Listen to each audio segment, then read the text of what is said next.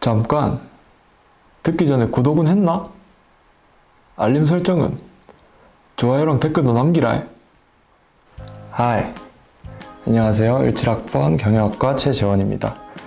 제가 이렇게 갑작스럽게 촬영을 해가지고 준비를 많이 못했는데 1학년 친구들이 희가담에 대해서 많이 궁금해 하더라고요. 그래서 한번 이렇게 찍게 됐습니다. 잘 부탁드립니다. 첫 번째 질문인데요. 기초교양을 들어야 할까? 아니면 그냥 배분 이수를 들을까? 저희 같은 경우에는 기초교양을 먼저 들으라고 얘기해주고 싶습니다. 생각보다 기초교양들이 되게 많아요.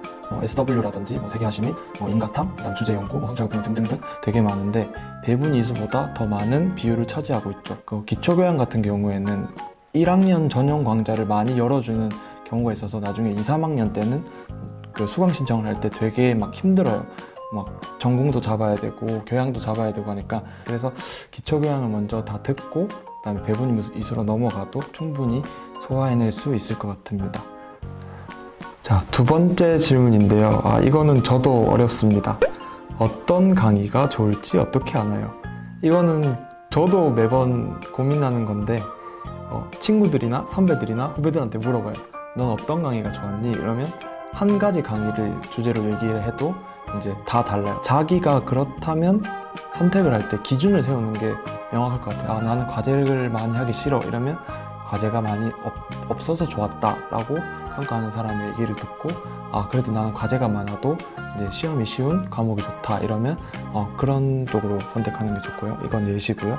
그 다음에 또 하나는 에브리타임 앱을 사용하는 건데 평점의 폭이 그렇게 크지 않은 과목들을 많이 선택하는 것 같아요. 예를 들어 보면 A 강의는 5점, 1점, 5점, 1점 이렇게 왔다 갔다 해서 평균이 형성되는 것과, 그 다음에 B 강의는 3점이지만 계속해서 3점을 꾸준히 받았던 강의, 이렇게 있으면 저는 보통 B 강의를 선택합니다. 왜냐하면 5점, 1점을 계속 받았던 강의는 사람 바이 사람이 많기 때문에 저 같은 경우는 평점의 폭이 그렇게 크지 않은 강좌를 수강하는 게 맞다라고 추천드립니다. 자, 세 번째 질문인데요. 이거는 조금 안타까운 질문입니다.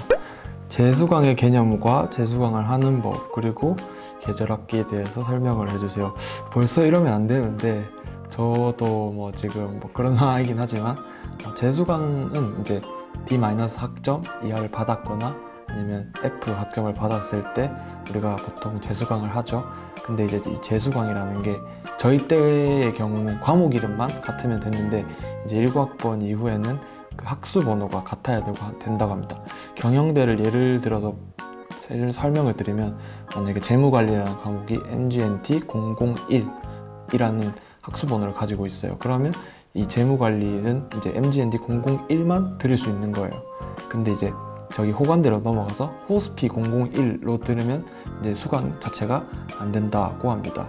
보통 1-2 때 재수강을 하는 건 저는 비추천을 드려요. 왜냐면 우리가 재수강을 할 때 학점이 부족하거나 아니면 이 학점이 기초 과목인데 F를 받아서 하는 경우가 많은데, 지금 이제 1-2잖아요. 힘내서 새로운 과목들의 평점을 높이려고 약간 좀 열심히 해보고 그래도 좀 부족하다 싶으면 우리가 재수강에 대해서 다시 한번 생각해보는 걸로 합시다.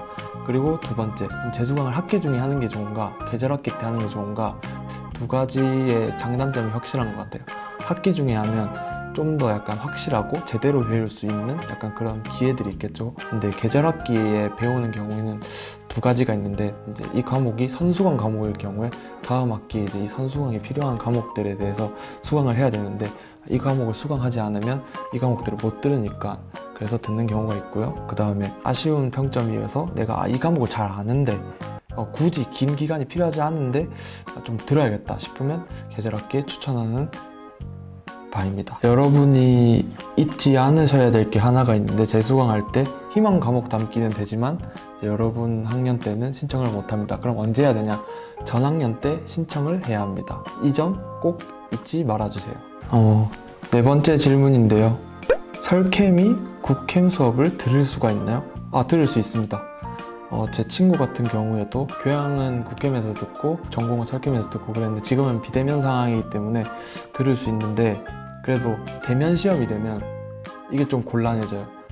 만약에 1시에 국캠에서 교양 대면 시험이 있는데 3시에 또 또 서울에서 시험을 친다. 그러면 좀 곤란해지겠죠. 그래서 그런 거에 대해서는 좀 더 신경 써서 신청을 하시길 바라고요. 그 다음에 국캠 전용 강의가 있기 때문에 강의 계획서를 한 번 더 확인하시고 희망 과목 담기를 하시면 좋을 것 같습니다. 자, 마지막 질문인데요. 1학년이 2학년 과목을 수강 신청할 수 있나요? 할 수는 있습니다. 하지만 이제 중요해야 되는 게 한 가지 있습니다. 이 2학년 과목을 듣기 위해서 필요한 선수권 과목이 있나 없나는 이제 강의 계획서에 들어가서 보셔야 합니다. 경영대는 경영 통계학이라든지 회계 원리라든지 경제학 원론이라든지 이런 과목들을 선수화하지 않으면 들을 수 없는 과목들이 있기 때문에 그런 과목에 대해서는 한 번 더 훑어보시고 듣는 게 좋을 것 같습니다.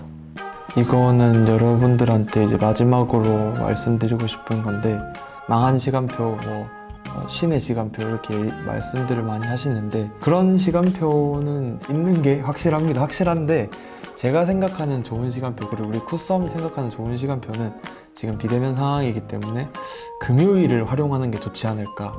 왜냐면 한 날에 많은 과목이 치중되어 있으면 그날의 피로도가 되게 세요. 시험 기간에 전날 공부하기도 힘들고, 이제 4일을 학교 다니는 것과 5일을 학교 다니는 것은 큰 차이가 분명히 있지만 분명 시험도 늦게 끝날 수도 있어요.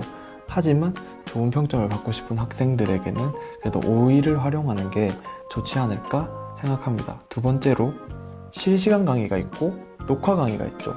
이 실시간 강의가 생각보다 시간을 관리하기가 타이트해요. 왜냐면 실시간 강의 시험 후에 바로 또 실시간 강의가 시험이 있으면 정신이 없어요. 막 세팅해야 될 것도 많고 카메라 각도가 막 다른 것도 많고, 그래서 이제 실시간 강의 하나, 그 다음에는 녹화 강의 하나, 그리고 공강 시간을 두 강의 사이에 좀 띄워 놓는 것도 좋은 방법이라고 생각합니다.